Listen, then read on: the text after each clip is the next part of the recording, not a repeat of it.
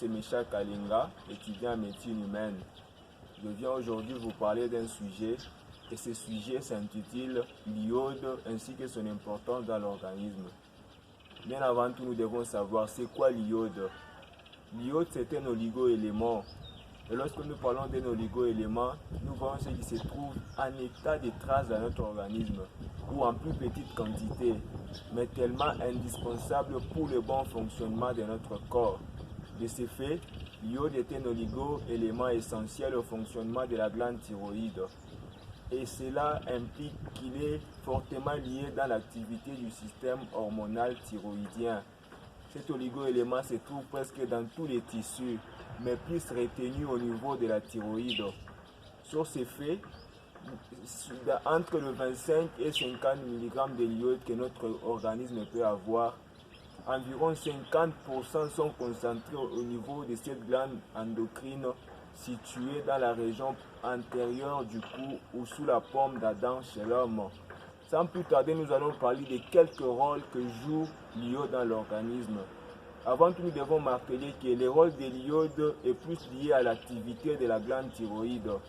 De ce fait, le premier rôle est que l'iode est nécessaire à la production des hormones thyroïdiennes. Et parmi ces hormones thyroïdiennes, nous avons la T3 ou la triiodothyronine, ainsi que la T4 ou la thyroxine. Le deuxième rôle est que, au travers des hormones thyroïdiennes, l'iode contribue à la croissance chez l'enfant. Le troisième rôle est que l'iode participe aussi au métabolisme énergétique. Le quatrième rôle est que l'iode a une action sur la fonction cognitive, comme la mémoire, la concentration ou le raisonnement. De ce fait, l'iode participe au bon fonctionnement du système nerveux.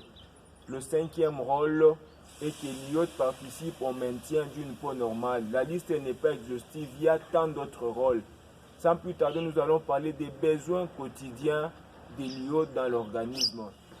L'organisme chez un adulte, l'organisme a environ besoin de 150 microgrammes d'iode. Et ces besoins seront comblés par une alimentation équilibrée.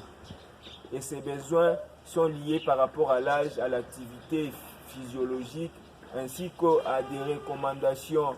De ce fait, les besoins de l'iode peuvent changer. Où est-ce que nous pouvons tirer l'iode? Voici quelques aliments où nous pouvons tirer l'iode. En premier lieu, nous avons le sel de mer. Le sel de mer contient la plus grande quantité de l'iode. On peut avoir aussi les fruits de mer tels que crevettes, huîtres, etc. Ainsi, on peut avoir dans les yaourts au lait entier ou dans les sardines grillées la présence aussi de l'iode qui peuvent nous aider à nous alimenter en iode. Sans plus tarder, nous allons parler de quelques conséquences de l'iode. Nous allons parler des conséquences liées à la carence ainsi qu'à l'excès de l'iode. Pour les conséquences liées à la carence de l'iode, on peut avoir les anomalies de croissance et du développement. On peut avoir une hypothyroïdie, on peut avoir un goitre ou une tuméfaction de la glande thyroïde, plutôt. On peut avoir aussi certaines maladies thyroïdiennes, telles que nous l'avons dit en disant que l'iode participe plus à l'activité de la glande thyroïde. Ainsi, chez la mère, on peut avoir, en cas de carence sévère, on peut avoir des malformations congénitales. On peut avoir des retards de croissance fœtale ou de développement cérébral. On peut aussi avoir une anomalie ou une maladie appelée crétinisme. Cette maladie est l'ensemble des troubles physiques ainsi que des troubles mentaux qui sont dus à une insuffisance thyroïdienne par la carence en iode. Ainsi, nous allons passer aux conséquences liées à l'excès de l'iode.